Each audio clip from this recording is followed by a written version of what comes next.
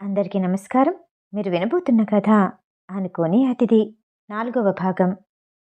కరణ్ రేఖల ఫోటోలు బయటపడేసరికి మీడియా మొత్తం ఒక్కసారిగా దీపాలి మీద జాలి చూపించటం మొదలుపెట్టాయి. కానీ దీపాలి అతని అడ్వర్టైజ్మెంట్ కంపెనీ నుండి బయటికి రాలేదు. దాని కారణంగా దీపాలి అవన్నీ నమ్మట్లేదని కరణ్ అనుకున్నాడు. దీపాలి ద్వారానే రేఖని ఎలాగైనా టాప్ 10 మోడల్స్లో నిలబెట్టి ఆ తర్వాత కొంత సమయం తీసుకొని రేఖని గ్రాడ్యుయేషన్ కోసం అమెరికా పంపిస్తున్నట్టు చెప్తే ఆ సమయమంతా బేబీ డెలివరీకి సరిపోతుంది అనుకున్నాడు. ఆమె బిడ్డను అంగీకరించడానికి కరణ్ సిద్ధంగానే ఉన్నాడు. ఆమె అతని మొదటి ప్రేమ. అందులోనూ ఆమె డబ్బుల వర్షం కురిపించే చెట్టు లాంటిది. ఆమెని వదులుకోవలసిన అవసరం లేదు. దీపాలి ఇప్పుడు ఇంటికి తిరిగి వెళ్ళినా ఆమెని ఆమె కుటుంబ సభ్యులు అంగీకరించరు. దీపాలిని డీల్ చేయటం పెద్ద సమస్య కాదనుకున్నాడు కరణ్. కృతి అకస్మాత్తుగా దీపాలి అపార్ట్మెంట్కొచ్చి ఆమెని సర్ప్రైజ్ చెయ్యాలి అనుకుంది. కానీ తలుపులకి తాళం వేసుండటంతో తన దగ్గరున్న మరో కీతో లోపలికి వెళ్ళింది. దీపాలి తిరిగొస్తుందని చాలాసేపు ఎదురుచూసింది. ఎంతసేపటికి రాకపోవటంతో వెంటనే కాల్ చేసి, హలో మిస్, రాత్రంతా ఎక్కడున్నావు? ఇంకా ఇంటికి రాలేదు? నీ అపార్ట్మెంట్లోనే కూర్చొని ఎప్పటినుండో ఎదురు చూస్తున్నాను అని కృతి అడిగింది. దీపాలి అప్పుడే స్నానానికి వెళ్ళడానికి సిద్ధమవుతుంది. సారీ, నేను వేరే ఇంటికి వచ్చేశాను. ఇలా వచ్చానని చెప్పడానికి టైం కుదరలేదు అని దీపాలి అంటూ ఉండగా ఆమె ఫోన్లో మాట్లాడుతున్న విషయం తెలియక వెనకాలే వచ్చిన అశ్వత్, ఈ కప్స్ డెకరేషన్ థింగ్స్ కూడా తెచ్చుకోవాలా? ఎవరికైనా ఇచ్చేయాల్సింది టేబుల్ మీదున్న దీపాలి వస్తువుల్ని చూస్తూ అన్నాడు. ఆ గొంతు అటువైపు కృతికి స్పష్టంగా వినపడింది. ఓ మై గాడ్, ఆ కరణ్ మీద కోపంతో నువ్వు ఎక్కడికి వెళ్ళావు? ఈ ఇండస్ట్రీలో గెలవటానికి ఎలాంటి తప్పు పనైనా చేస్తున్నావా? దీపాలి, నా మాట విను. అలా చేయటం మంచిది కాదు. నేను అర్జెంటుగా నిన్ను కలవాలి.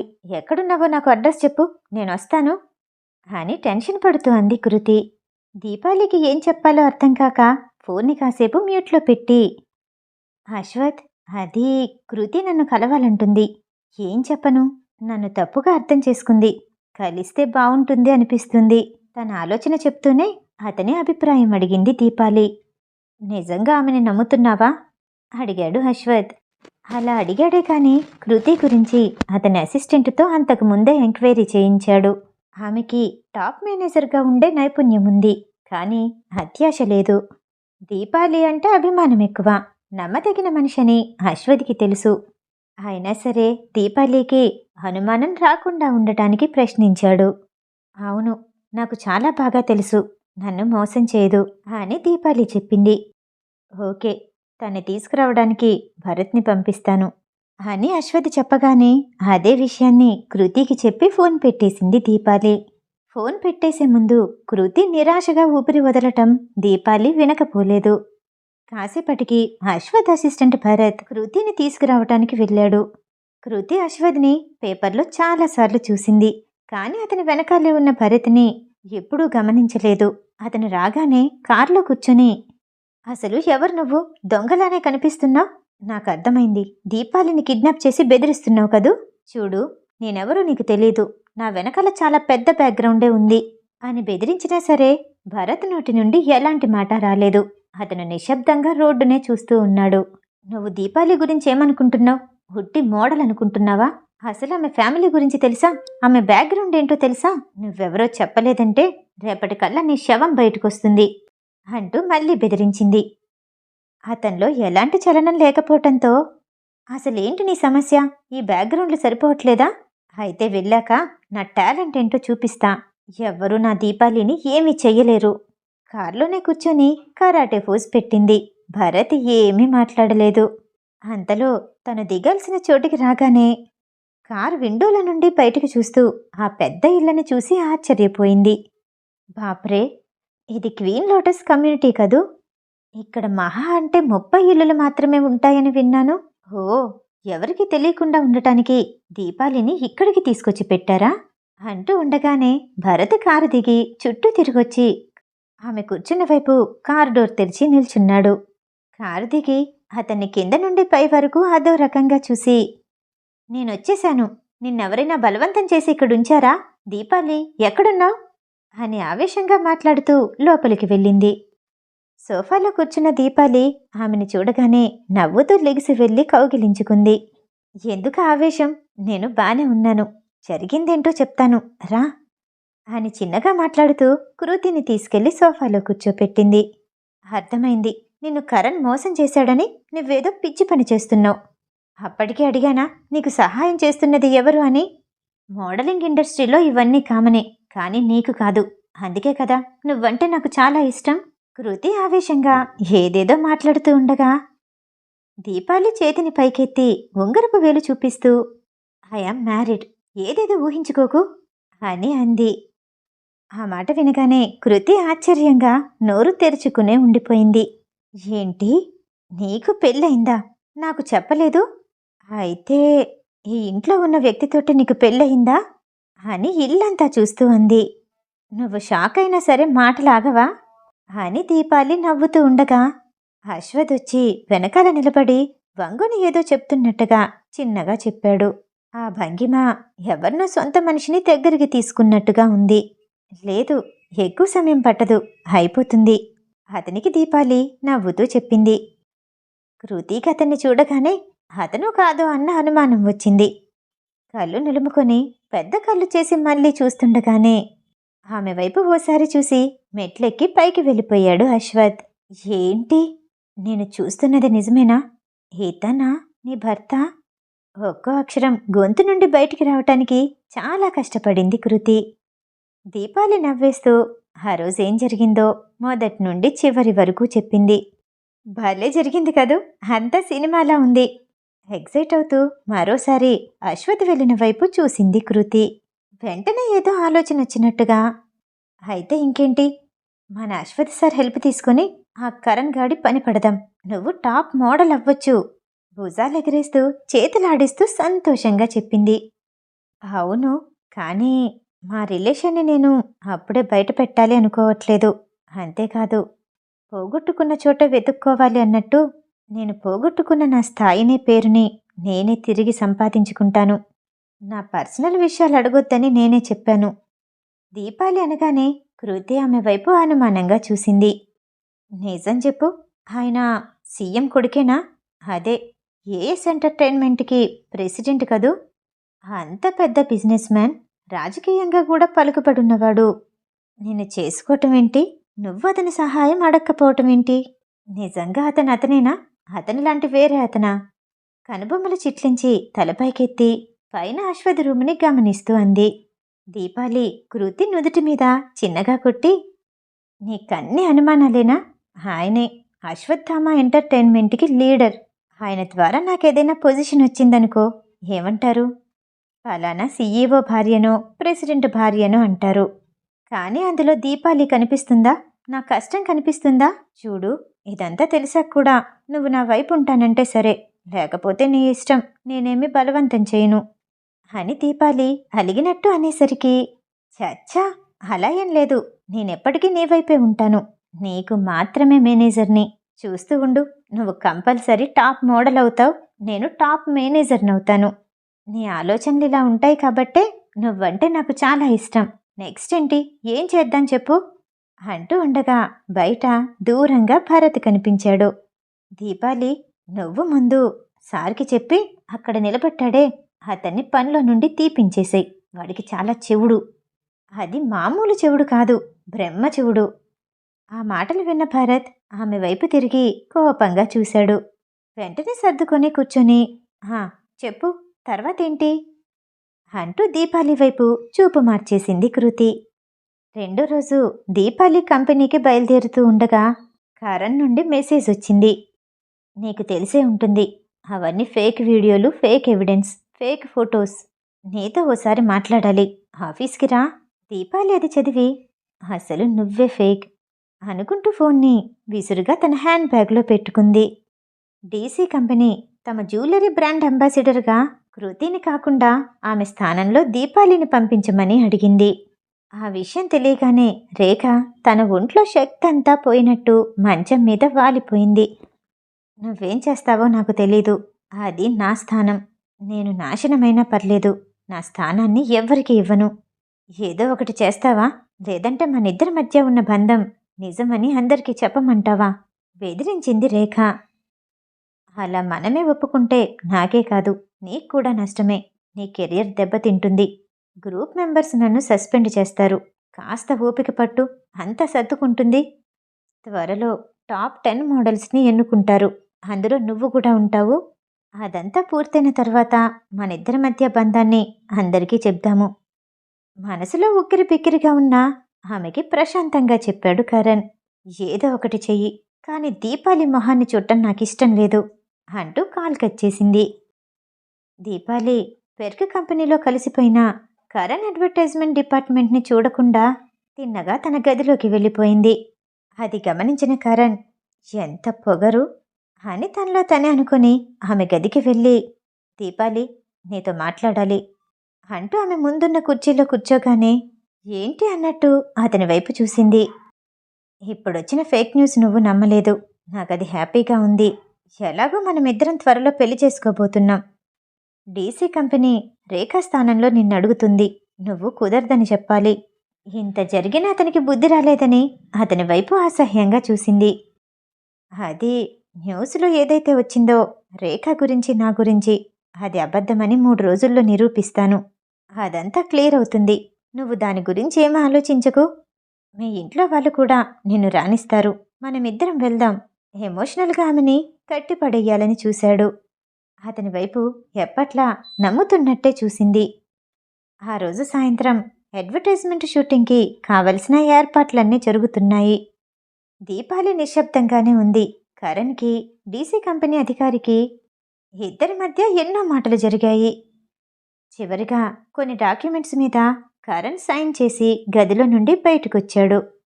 దీపాలి, సిద్ధంగా ఉన్నారా అని షూటింగ్ చేస్తున్న ప్రదేశం నుండి మైకులో వినపట్టంతో దీపాలి తన క్యాబిన్ నుండి బయటకొచ్చింది. అదేంటి మీరింకా ఇలా ఉన్నారు? ఇంకా మేకప్ చేసుకోలేదా? లేదంటే మీకు డిజైన్ చేసిన కాస్ట్యూమ్ రాలేదా? అడ్వర్టైజ్మెంట్కి సంబంధించిన ఓ గ్రూప్ మెంబర్ అడిగాడు. దీపాలి కరణ్ వైపు చూస్తూ, అంటే నేను చెయ్యాలనుకోవట్లేదు అని ఒత్తి పలుకుతూ అతని వైపు ఇబ్బందిగా చూసింది. గ్రూప్ మెంబర్కి పరిస్థితి ఏంటో అర్థమైంది. మిస్టర్ కరణ్, మనిద్దరి మధ్య డాక్యుమెంట్స్ పూర్తయ్యాయి. మిస్ దీపాలి కాకుండా ఇంకెవరైనా వస్తానంటే మీతో కాంట్రాక్ట్ క్యాన్సిల్ చేసుకుంటాము. అతను సీరియస్గా చెప్పగానే దీపాలి ఓ అడుగు ముందుకు వేసి, అయ్యో, కాంట్రాక్ట్ క్యాన్సిల్ చేసుకోవటం ఎందుకు? కరణ్కి ఈ కాంట్రాక్ట్ చాలా ముఖ్యం, అన్నిటికంటే చాలా ముఖ్యం. అంతేగా కరణ్ అంటూ అతని వైపు అమాయకంగా చూసింది. వెరీ గుడ్, 30 నిమిషాల్లో రెడీ అయి రండి, టైం అవుతుంది చెప్పి గ్రూప్ మెంబర్ వెళ్ళిపోయాడు.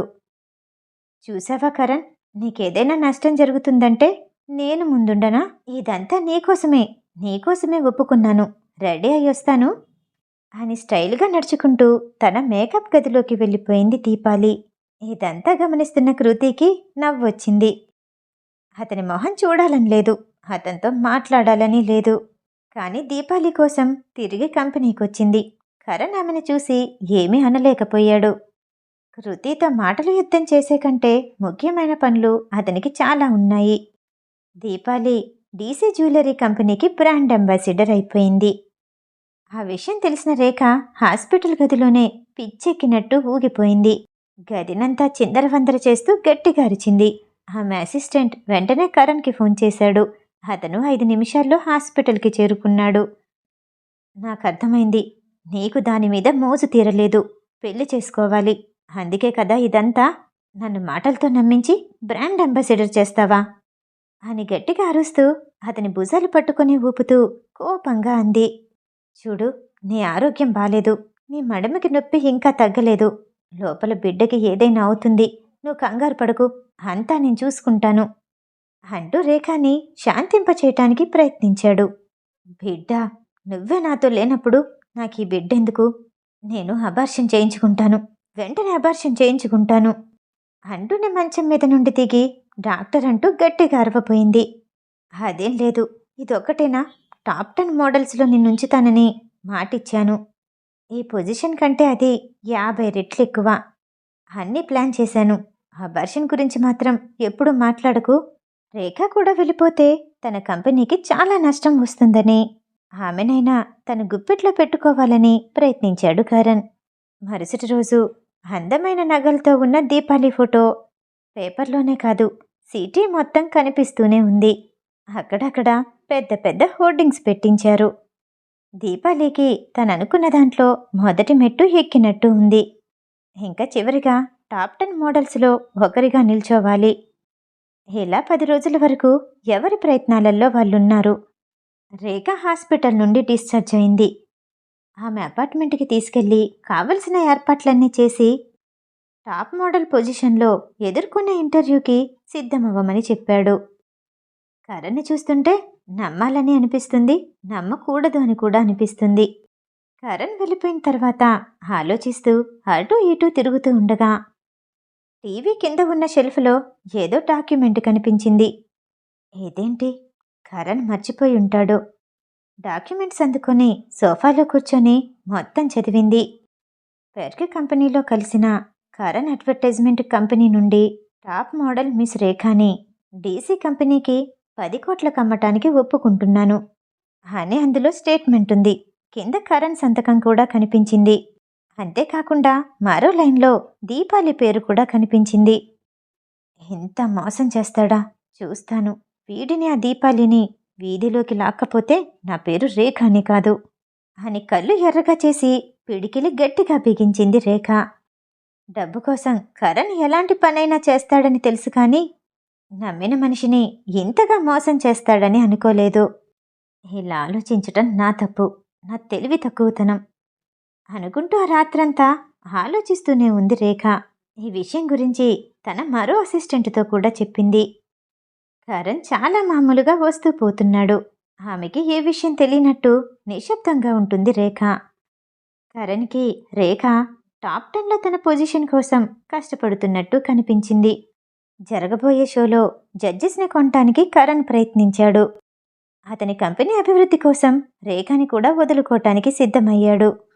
జడ్జెస్లో ఒకతను రేఖని కొన్ని రాత్రుల పాటు తన దగ్గరికి పంపిస్తే ఖచ్చితంగా టాప్ 10 పొజిషన్లో ఉంచుతానని కరణ్కి మాటిచ్చాడు. ఆమె ఆరోగ్యం గురించి ఆలోచించి, మీరు కోరుకున్నట్టే ఏర్పాటు చేస్తాను, కానీ ఇప్పుడు కాదు, శాశ్వతంగా మీ దగ్గరే ఉంచుకోండి. ఒక్క 9 నెలల తర్వాత అప్పుడు చదువుకోవటానికి అబ్రాడ్ వెళ్తానంది. అప్పుడు మీ దగ్గరే ఉంచుకోండి. ఒక్క రాత్రేంటి, ఎన్ని రాత్రులైనా మీదే అని కరణ్ అనగానే ఆ జడ్జి కాసేపు ఆలోచించి, మరి మీ కంపెనీ ఆ పొడుగు కళ్ళ సుందరి దీపాలి సంగతేంటి? ఆ మాట వినగానే కరణ్కి మతిపోయినట్టు అనిపించింది. ఏంటి వీడు, రేఖతో సరిపోలేదని దీపాలి కూడా కావాలంటున్నాడు అని కాసేపు ఆలోచించి, దీపాలిని మీ దగ్గరికి పంపించడానికి ప్రయత్నిస్తాను, కానీ నా కంపెనీ నుండి టాప్ మోడల్గా ఒక్కరైనా ఉండాలి. అది ఎవరు అని నిర్ణయించుకోవటం మీ ఇష్టం. ఎవరిని నిర్ణయిస్తే వాళ్ళని మీ దగ్గరికి పంపిస్తాను. కరణ్ అతని ముందు ఈ ఆఫర్ని పెట్టగానే బాగా ఆలోచించిన ఆ జడ్జ్, ఓకే, రేఖ అంటే ఆమె సంగతి తర్వాతైనా చూడొచ్చు. ఇప్పుడిప్పుడు ఎదుగుతున్న స్టార్ దీపాలి. నున్నగా ఉన్న ఆమె సున్నితమైన కాళ్ళని ఒక్కసారైనా ముట్టుకోవాలి, తనివి తీరా తడమాలి. అతను మాట్లాడుతుంటే కరణ్కి చాలా అసహ్యంగా అనిపించింది. అక్కడ ఉండలేకపోయాడు. రేఖని అతని కంపెనీ నుండి పంపించటానికి త్వరగానే ఒప్పుకున్నాడు, కానీ దీపాలి గురించి చెప్తుంటేనే మనసు అటూ ఇటూ చెదురుతోంది. ఆ ఆలోచనలన్నీ పక్కకు పెట్టి బయటకొచ్చేశాడు కరణ్. అనుకున్నట్టుగానే 5 రోజుల్లో టాప్ 10 మోడల్ సెలక్షన్స్ మొదలయ్యాయి. తన సొంత విషయాల గురించి అశ్వథ్ని పట్టించుకోవద్దు అని చెప్పింది కాబట్టి దీపాలిని అశ్వథ్ ఏమీ అడగట్లేదు, కానీ ఆమెని కనిపెడుతూనే ఉన్నాడు. ఆమె గురించి సమాచారం మొత్తం భరత్ అందిస్తూనే ఉన్నాడు. అశ్వథ్కి కూడా ఈ షో ఎంతో ముఖ్యం. ఆ షోలో దీపాలి గెలిస్తే ఆ రాత్రి తన సొంతమవుతుంది. కానీ అశ్వథ్ మరోవైపు తనిచ్చిన మాటని చెరిపేస్తూ దీపాలి గెలవటానికి అతను చేయాల్సిన ఏర్పాట్లన్నీ చేశాడు. అతని ప్రామిస్ని ఎప్పుడో బ్రేక్ చేశాడు. షో చాలా ఉత్సాహంగా జరుగుతుంది. ఇందులో దీపాలి గెలిచినా సరే కరణ్కి అతని కంపెనీ పరంగా ఎంతో లాభం ఉంటుంది. ఒక్కొక్కరు వచ్చి తమ తమ భంగిమల్లో నిల్చొని జడ్జిలు అడిగే ప్రశ్నలకి సమాధానం చెప్పి అందరూ వెళ్ళి తమ తమ స్థానాల్లో నిలబడ్డారు. దీపాలి ఒకవైపు నిల్చుంటే రేఖ మరోవైపు నిల్చునుంది. అక్కడ పరిస్థితులన్నీ గమనిస్తే తనకి బదులుగా అక్కడ దీపాలినే ఉంటుందని ఆమెకి అర్థమైపోయింది. ఆమె మనసంతా పిచ్చి పిచ్చి ఆలోచనలతో నిండిపోయింది. కరణ్ని చంపెయ్యాలన్నంత కోపం వచ్చింది. ఓ కొండ చివరి కొనకి తీసుకెళ్లి అంతెత్తు నుండి ఆమెనెవరో తోసేసినట్టు ఉంది. పాతాళంలో దిగిపోతున్నట్టు ఉంది. టాప్ 1 పొజిషన్లో దీపాలిని ప్రకటించారు. హాల్ అంతా చప్పట్లు, ప్రేక్షకుల నుండి విజిల్స్. రిపోర్టర్స్ అందరూ రాసుకోవలసింది రాసుకుంటున్నారు. మీడియా తన ఫోటోల్ని క్లిక్ మనిపిస్తుంది. దీపాలి 4 అడుగులు ముందుకు వేసి అందరికీ చెయ్యి ఊపుతూ సంతోషంగా నవ్వుతూ అందరి వైపు చూస్తూ నమస్కారం చేస్తోంది. రేఖ ఒకలాంటి ఉన్మాదంతో ఊగిపోయింది. పిచ్చెక్కిన దానిలా గట్టిగా అరుస్తూ దీపాలి పక్కకొచ్చి నిలబడి, ఈ పొజిషన్ కోసం ఎంతమంది మంచాలెక్కావు? మనిద్దరి గురించి ఎవ్వరికీ తెలియదనుకుంటున్నావా? ఇద్దరం కలిసి వెళ్దామని నిర్ణయించుకున్నాం. కానీ నువ్వేం చేశావు? ఒక్కడితో కాకుండా ఈ పొజిషన్ కోసం ఇంకా పై స్థాయిలో ఉన్న అతన్ని పట్టుకున్నావా? వాడితో పడుకున్నావా? అని కోపంగా దీపాలితో అంటూ ఎదురుగా ఉన్న ఆడియన్స్ వైపు తిరిగి, కరణ్ నన్ను దీపాలిని అమ్మేశాడు. మేమిద్దరం ఒకరోజు రాత్రి కాదు, చాలా రాత్రుళ్ళు చాలా మందితోనే గడిపాం. కానీ టాప్ 1 స్థాయికి రావటానికి ఈమె ఎవరితో ఉందో నాకు తెలీదు అంటూ చేతిలో ఉన్న డాక్యుమెంట్స్ని ముందుకు విసిరేసింది. ఓ పత్రికకి సంబంధించిన రిపోర్టర్ దాన్ని అందుకొని మొత్తం చదివాడు. అందులో దీపాలి పేరు, రేఖ పేరు కనిపించటంతో అందర్నీ చూస్తూ అవును అన్నట్టు తల ఊపాడు. ఇదంతా దీపాలికి చిరాగ్గా అనిపించింది. ఇలా జరుగుతుందని ఆమె ఊహించలేదు. రేఖా కరణ్ ఇద్దరూ కలిసి ఆడుతున్న నాటకమని అర్థం చేసుకుంది. కృతి అక్కడి నుండి వచ్చేమనటంతో దీపాలి వడివడిగా నడుస్తూ వచ్చి కార్లో కూర్చుంది. అందరూ వెనకాల నుండి రకరకాలుగా వెక్కిరుస్తున్నారు. ఇద్దరు స్లీపింగ్ బ్యూటీస్ ఒకేసారి నా దగ్గరకు వస్తారా అంటూ తుంటరి వాళ్ళెవరో అరుస్తూనే ఉన్నారు. ఇదంతా టీవీలో చూస్తున్న అశ్వథ్లో ఎలాంటి భావం లేదు. చైర్లో కాలు మీద కాలు వేసుకుని హూందాగా కూర్చుని గెడ్డం కింద చేయి పెట్టుకుని కాసేపు టీవీ వైపే తీక్షణంగా చూశాడు. వెనకాల ఉన్న భరత్తో, ఇవాళ ప్రోగ్రామ్స్ అన్నీ పోస్ట్ పోన్ చేయి అని చెప్పి కుర్చీలో నుండి లెగిసి ఆఫీస్ రూమ్ నుండి బయటకొచ్చాడు. తన బాస్ నిర్ణయం తీసుకోవటంతో భరత్ సంతోషంగా ఓకే సార్ అంటూ ట్యాబ్ తన చేతిలోకి తీసుకుని ప్రోగ్రామ్స్ అన్నిటినీ పోస్ట్ పోన్ చేశాడు. పరిగెత్తుకుంటూ అశ్వథ్ వెనకాలే ఉత్సాహంగా వెళ్ళాడు. దీపాలి ఎవ్వరి గురించి ఆలోచించట్లేదు. అశ్వథ్ ఏమనుకుంటున్నాడోనని భయపడింది. అసలు ఇలాంటి విషయం గురించి ఎలా వివరించాలో కూడా అర్థం కాలేదు. హేడియట్, ఆ కరణ్ గాడు ఇలా చేశాడేంటి? దీంతో ఆ రేఖా జీవితం కూడా నాశనమైనట్టే. అందుకే ఈ కంపెనీలో వద్దన్నాను. మనం వేరే కంపెనీలో ఉంటే బాగుండేది. కృతిని తన అపార్ట్మెంట్ దగ్గర దింపే వరకు మాట్లాడుతూనే ఉంది. ఆమెకి చాలా ఉక్రోషంగా ఉంది. ఏదైనా చెయ్యాలనుంది. కానీ దీపాలి ఏమీ మాట్లాడకపోయేసరికి తన ఆలోచనలకన్నిటికీ అడ్డుకట్ట వేస్తూ ఆగిపోయింది. మిగతా కథ తరువాయి భాగంలో. ఈ కథ వింటం మీకు నచ్చినట్టయితే లైక్ చేసి సబ్స్క్రైబ్ చేయండి. మళ్ళీ రేపు కలుద్దాం. నమస్తే.